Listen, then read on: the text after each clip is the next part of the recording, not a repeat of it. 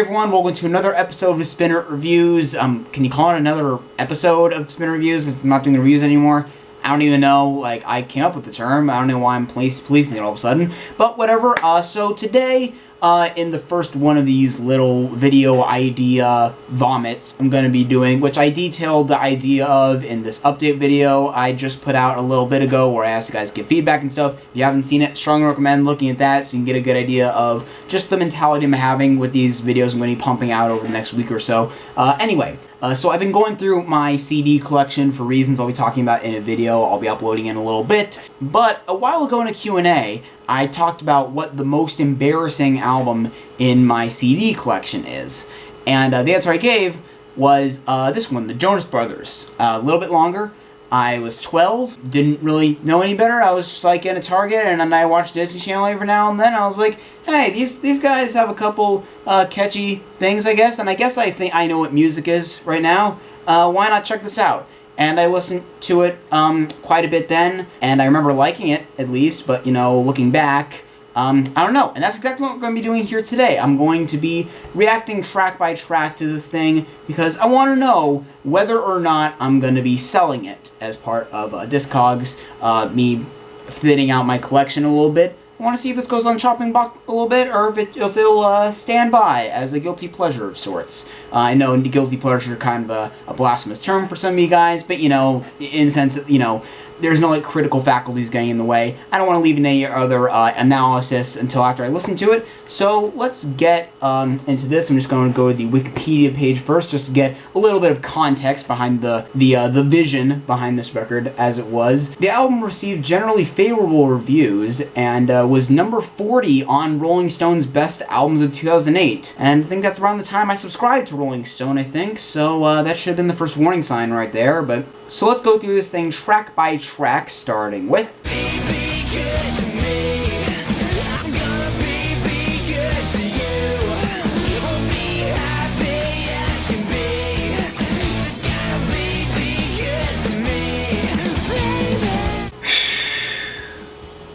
This Ain't Bad. It's definitely got that, you know, boy band pandering thing going on, you know, taking you out to a movie, you know, having that being the starting pickup line, I suppose. I will say the guitars have a really nice kind of crunchy, distorted sound to them. I forgot that even though, you know, it's really easy to bag on late 2000s pop music, the one thing I'll say is that it was probably the last time when, like, even, like, the most bubblegummy crap, like, it still had a little bit of bite in the guitars if it was a quote-unquote rock thing. You know, this is toward the tail end of, you know, right after pop punk, and, you know, you had to, you know, record labels tried to sanitize it a little bit more, I suppose. But yeah, it's got a nice little staccato guitar chord thing going throughout the whole song. The only thing I'll say is that, like, you know, it is going throughout the entire song, the exact same riff. And, you know, even though it is building a little more in the chorus, it can still get kind of repetitive after a while, but it's something I can kind of overlook. The one real annoying thing about this song, for, like, the bridge and the outro, Joe Jonas just goes full, like, boys to men, spoken word. Like, he even starts it, like, girl, and then he decides to, you know, try to make up for that by throwing in this kind of rock star yell of, I don't want to hurt you, I'm gonna kiss you! And I can see it as something where, you know, maybe they try to put in the set list that it can get really awkward, or maybe they'll embrace it and, like, they just continued that for, like, a minute-long monologue or something, I don't know. It says there's a co-writer on that named John Taylor, but I'm looking at it and it doesn't look like the guy from Duran Duran, and I'm very disappointed by that. And also at the end, just the way he says, I think you and me would be a great couple, as a way of rhyming it with out of control at the end there, and that just got me. But not a bad opener. Annoying repeated letter, abbreviation, title, and all. Let's keep going. 7 out of 10.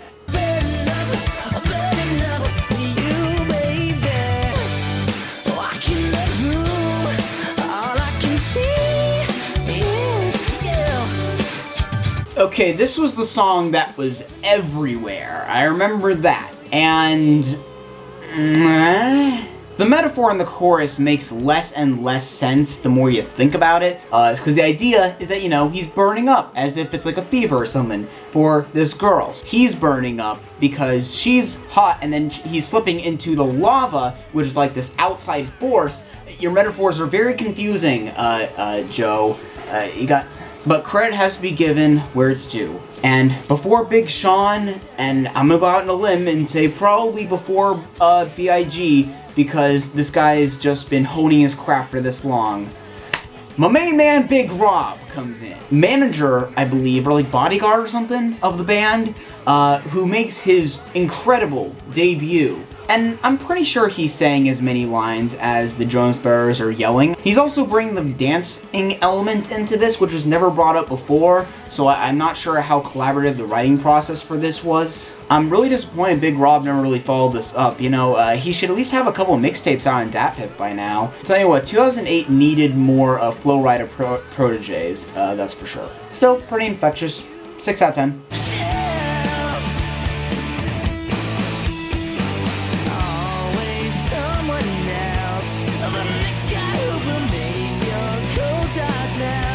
Okay, I've been putting up this front, at least attempting to, for these first couple tracks of like, hey, look at me, this edgy guy bashing a Disney band, but this is actually really good. I was gonna make the point at some point, this is what All Time Low sounds like to people that think All Time Low is a boy band. This actually, I think, would appeal to like a lot of like All Time Low fans, like myself included. I can definitely see a lot of that, especially because as I'm looking at the research, at the credits behind this album, pretty much everything the Jonas Brothers have ever done was produced by John Fields, who's worked with like Switchfoot, All Time Low, only on Dirty Work, but nonetheless, Jimmy World. Like I can definitely see a little bit of that in this song here. It's got a nice kind of momentum to it. I love the chord progressions in the chorus, honestly, even if it does have, you know, it has the usual, you know, palm muting on the 8th notes thing, but like formula that if done right, it can work perfectly fine. And it's also the first song here that has some kind of,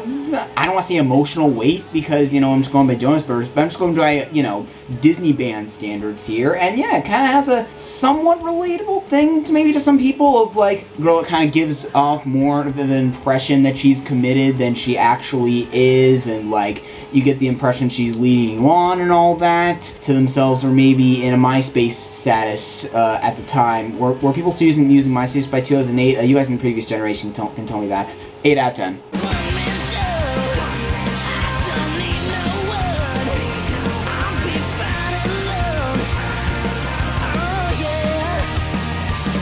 God damn it, Joe Bros. This intro sounds like Bayside. You found my kryptonite, okay? Now I think I know where my love for that band's kind of sound came from. That intro riff is fantastic, and at least imagine this is going to be the most, like, hard rocking song on the album. Like, I think Kevin definitely, he probably had more of a hand in writing this one, I imagine, since, you know, he wanted to get decent guitar work on this thing, and there isn't, like, a crazy solo or anything, or, you know, Van Halen tapping or anything like that, but you know what I'm saying? Like, there's definitely more of a presence going on here, maybe a little more distortion. Lyrics are pretty run-of-the-mill kiss-off, but, you know, they're functional for what they are, I suppose. I've always found it weird when, like, you know, a boy band promoted style band, you know, they write breakup songs, or what should I say, more like angry kiss-off songs specifically, because it always seems a little counterintuitive. You know, you see like in BB Good and Burnin Up, you know, because, you know, part of the idea is that the fangirls buy the albums, and that drives it more than, so they don't have to focus as much on making good music in and of itself, because, you know, you've got these pretty teenage boys on the screen. That doesn't sound right. Can I say that even though I'm 20? Kevin was older than me anyway. I don't know, maybe there's some reverse psychology going on. You know, I'm thinking about going into music business in college maybe for a couple of classes, so you never know, maybe I'll learn a little something about the marketing there. Either way, this is legitimately kind of awesome. I will say the one thing that you won't be able to unhear when you do listen to this, the backing vocals in the chorus are really weirdly produced. Like, they're kind of shoved into the background, and like they almost sound pitched up. It's a weird effect that almost makes them sound more nasally than they do, and this is Nick Jonas, especially in 2008, so that's So, you know, that takes effort to make it sound more nasally, and he definitely isn't the best fit for this kind of thing. I probably would have picked Joe to sing it. He has more of the round voice. He's the Mark to Nick's Tom, I should say. 8.5 out of 10. There, I'll say it. I thought there were gonna be chicks at this party. Yeah, but they're bringing pizza, and they're also gonna have Well, dude, guys, they'll be here. Hey guys! Hey. Sorry, have to stop it at the intro. They're trying for like a sweater song style, you know, talking, leading into a party thing going on, and it is not working. The one line about, you know, hey man, Joe's not a girl, that made me chuckle a little, but aside from that, already don't have good feelings going into this. Sorry, gotta keep the format here. Lovebug again.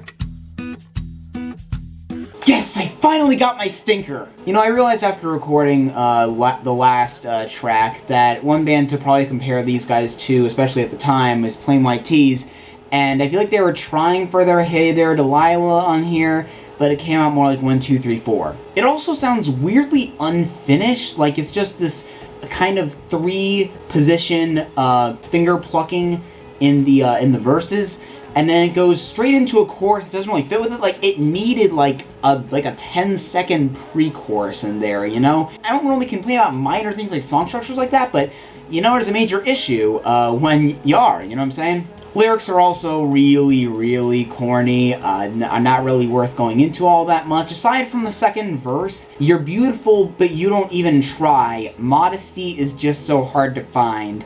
See, here's the thing, I don't have a problem with the sentiment necessarily, but I can see it being released in 2017, and just the backlash from, I don't want to be that guy, but feminists and SJWs and all that, and I hate to use those freaking buzzwords like that, but I can see all kind of, you know, hashtag Joe Bros are over party, slut-shaming everywhere with their chastity rings and purity belts. The one kind of redeeming thing is the last minute, which is kind of weird, because it just all of a sudden full-on late 80s Aerosmith power ballad mode during the guitar solo, which is actually really good. Of course they saved the really good guitar solo for this song. Why the hell not? And then it goes into, I suppose, more traditional pop-punk-ish, but maybe a little more mid-tempo, a little bit more, I guess, all-time low mode. And then actually at the end of the guitar solo, they go into like triplets for a couple measures, and it's bizarre to me that they saved all the experimentation for this small chunk of time for what I hope will be the most kind of sickening and corny track on the album, and not sickening for reasons I described earlier. What the hell, 4.5 out of 10.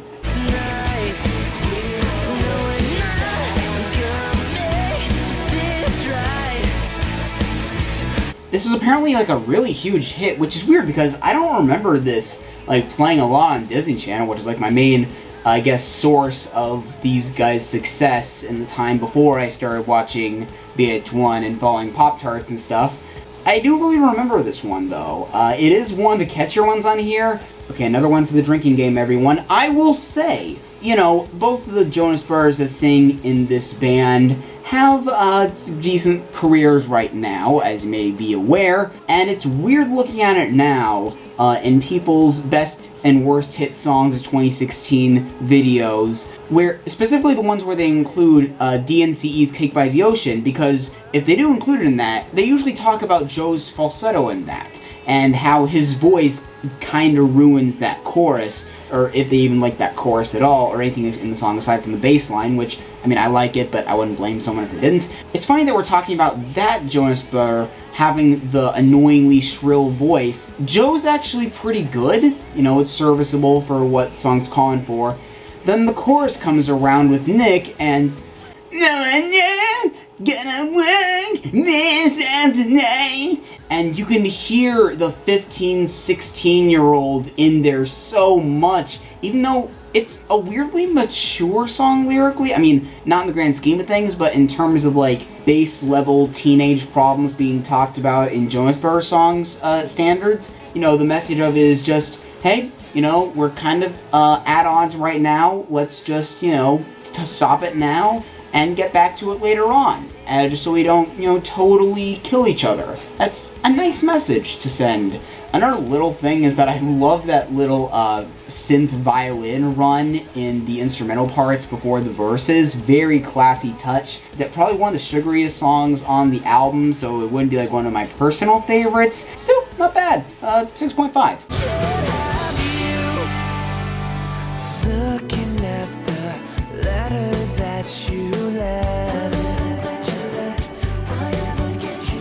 You know, it's weird. I haven't really come across any filler songs yet. There hasn't been any straight up like sad, ballady breakup songs yet, but even then, it's pretty standard. The only thing is that the production in the verses is kind of a mess. There's just these random little bits of pianos and guitar notes that don't really flow into each other all that much, and it's all just kind of washed up in reverb. And the chorus is just kind of the normal, you know, power chords on the eighth notes, 8 lines, traditional kind of thing. It's also kind of hard to get a grasp of the stakes of just how bad this breakup is, because even just in the chorus alone, it starts with, I don't want to fall asleep, and I don't know if I'll get up, and I'm dying without your love. Intense, thoughts going out there. Nothing original, but you know what I'm saying? Because I'd rather just be alone if I know that I can't have you. You know, dude, I'm a major introvert personally, and I don't know if that's the case with you. I mean, probably not, since you're signed with Disney and you're probably okay with that kind of thing. You would probably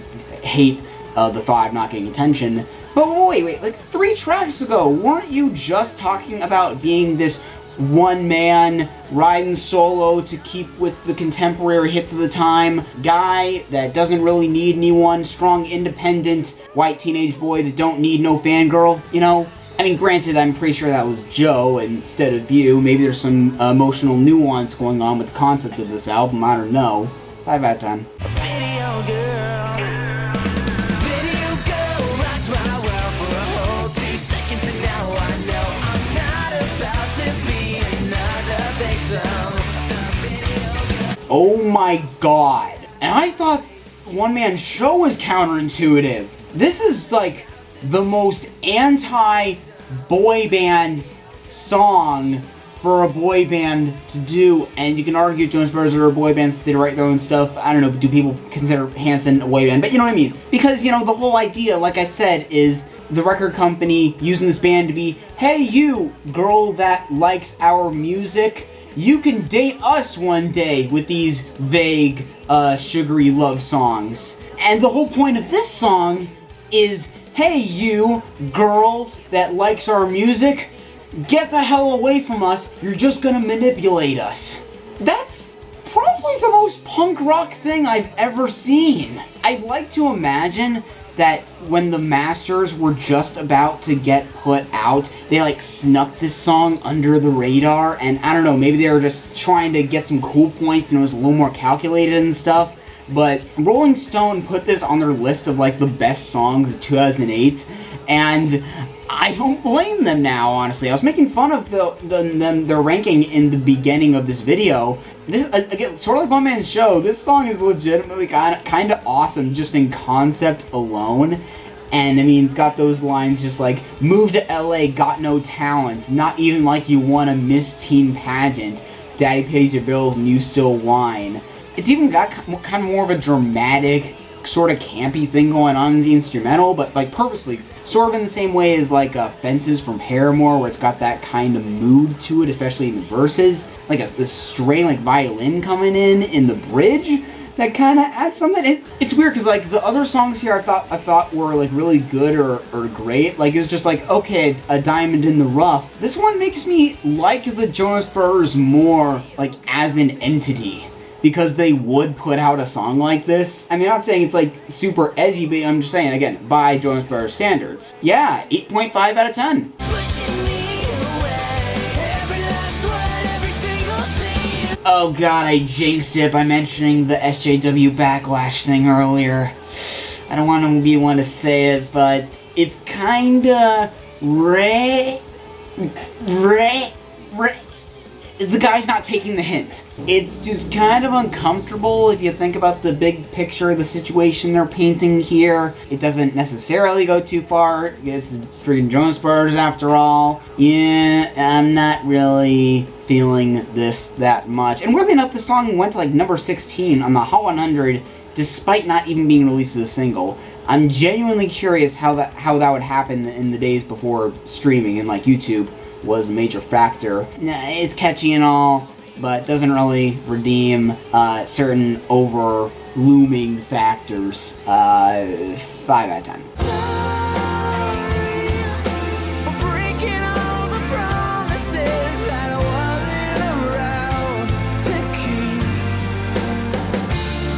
See, now that's a ballad.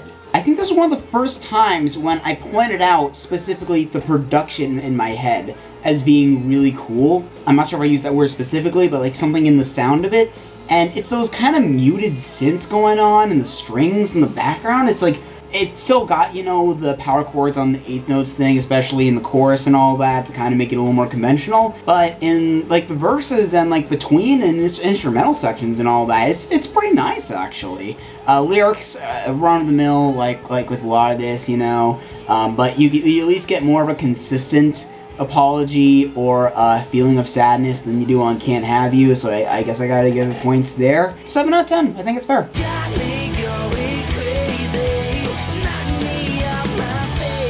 Well, that's filler if I ever damn heard it. Guitar tones are a lot more overstuffed and farty, especially going on with the synths. It's like 2.5 minutes. It sounds like they wrote it in like half an hour. Man, girl, she's hot. You like her. It's just there. It's very second to last song on the pop album, for sure. 5 out of 10. A little bit longer and I'll be fine. When I thought it all been done, when I thought it all been said. Okay, this is gonna be a little, maybe not the way you expected this video to end. Sorry for the tonal whiplash here. I'm not sure if I've joked about it in a past video before when mentioning Nick Jonas. I don't know if I've ever mentioned him in a video before, but he has type 1 diabetes, as do I, and I believe when he like talked about it in like an interview on Disney Channel or something, it was like the first time that I was aware, at least, that, you know, diabetes could happen to someone that isn't, you know, the stereotypical middle-aged, just eats crap all the time and just doesn't take care of himself, which is type 2. Type 1, if you guys don't know the difference, is what's sometimes referred to as juvenile diabetes, where it can be assigned at any age. It can be genetic, but in the case of me, and in the case with Nick, we couldn't find a clear genetic sign, so it was a complete surprise diagnosis. And this song was, from the interview clips I'm looking at now, written on a day when his blood sugars were totally out of control, sort of going back to the day that he was diagnosed and the feelings going on then. And I was always aware that the song was about this, but I believe this was my first time actively listening to the song since I was diagnosed in August 2015. Got the news today. Doctor said I had to stay a little longer and I will be fine. When I thought it all been said and when I thought it all been done, a little bit longer and I'll be fine. It just brings me back to the day I was diagnosed, because like I was losing weight at this rapid pace. Like I'd lost like 50 pounds in 5 months, and I was getting fatigued all the time, and I ended up going to the doctor and just being pumped with fluids into my system for the entire day, and I was feeling exactly the kind of things that he's talking about here. And even Nick's delivery sounds a little bit more fragile and vulnerable here, at least, you know, maybe I'm just projecting that onto it, but waiting on a cure, but none of them are sure. Rumors bubbling here and there of a cure to type 1 or a way to reverse it. Nothing's really happened yet, even in like the almost decade since this song came out, when he wrote it in 20 minutes while they were filming Camp Rock. I don't know, maybe this will give me more connection to Camp Rock, that classic from Disney's canon. Okay, so guys, sorry, I can't even front on the Disney bashing at this point. This is beautiful. Like, this to me is the best song he will ever write. Yeah, I mean, I really hate to go out on such a somber note like this. so I won't. Tallied up the results here, my averages of all these songs, and it's at about a 6 out of 10. Honestly, about what I was expecting. I didn't think this would be the worst album I've ever heard, but it's just, you know, the idea of it being in my CD collection is what kind of prompted me to make this, because, you know, it's easy to mock a Jonas Brothers album, and it definitely has its mediocre, pandery kind of moments, especially toward the beginning, and with a couple of the ballads. It's still not a bad pop rock album, especially for, you know, the climate they were in at the time. I think I remember their next album, Lines, Vines, and Trying Times, being a little bit better. And I don't know if I'm going to be revisiting that. Maybe I'll make a sequel to this about that. I wouldn't call it, you know, better than any all-time low album, even Dirty Work, although I might be taking that back once their new one comes out. Oh god, that Dirty Laundry song is horrible. But as far as Radio Disney fare goes, in the upper echelon. If you're a fan of DNCE and Nick's solo stuff, and just want to know where their roots came from, then not a bad place to go to. Maybe don't buy it physically, you know, for just to avoid the mockery of your friends, even though I haven't really brought this up to anyone, so I'm just bringing the mockery upon myself. And I'm kind of glad I did this little reaction here. I might be farting out a couple more videos over the course of this week, so stay tuned for that. In the comments, do you love it? Do you hate it? Mark, Spinner Reviews, Joe Bros, Frankie, forever.